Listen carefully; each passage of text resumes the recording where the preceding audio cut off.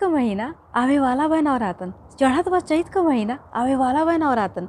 दुर्गा माई की भक्ति से भरल बा हमार मन, दुर्गा माई के भक्ति से भरल बा हमार मन। अपने भक्ति का वरदान दे दे हमके माता रानी, अपने भक्ति का वरदान दे दे हमके माता रानी। और हमें चाही नहीं कौनो दूसर धन, और हमें चाही नहीं कौनो दूसर धन। आइल बा चैत के नवरातन, कुल कष्ट दूर करे दुर्गा माई। आइल बा चैत के नवरातन, कुल कष्ट दूर करे दुर्गा माई। जे उनके याद करी उहे सब सुख पाई, जे उनके याद करी उहे सब सुख पाई। नवरातन के रउआ सबके बहुत बहुत बधाई, नवरातन के रउआ सबके बहुत बहुत बधाई। भूखल बानी नवरातन करा माई हमरे जिंदगी का बेड़ा पार, भूखल बानी नवरातन करा माई हमरे जिंदगी का बेड़ा पार। तोहरे ही गुनवा गावेलाई पूरा संसार, तोहरे ही गुनवा गावेलाई पूरा संसार। तोहरे बिना हमरे जिंदगी का कोनो बाटे ना आधार, तोहरे बिना हमरे जिंदगी के कोनो बाटे ना आधार।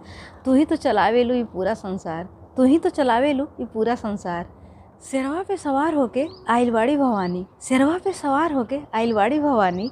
इ नवरातन में सब कष्ट हर ले जाइए माता रानी, इ नवरातन में सब कष्ट हर ले जाइए माता रानी। आप सबका झोली खुशी से ऐसन भर जाएगी, आप सबका झोली खुशी से ऐसन भर जाएगी। अखिया में आई नहीं कबो दुख का कोनो पानी, अखिया में आई नहीं कबो दुख का कोनो पानी।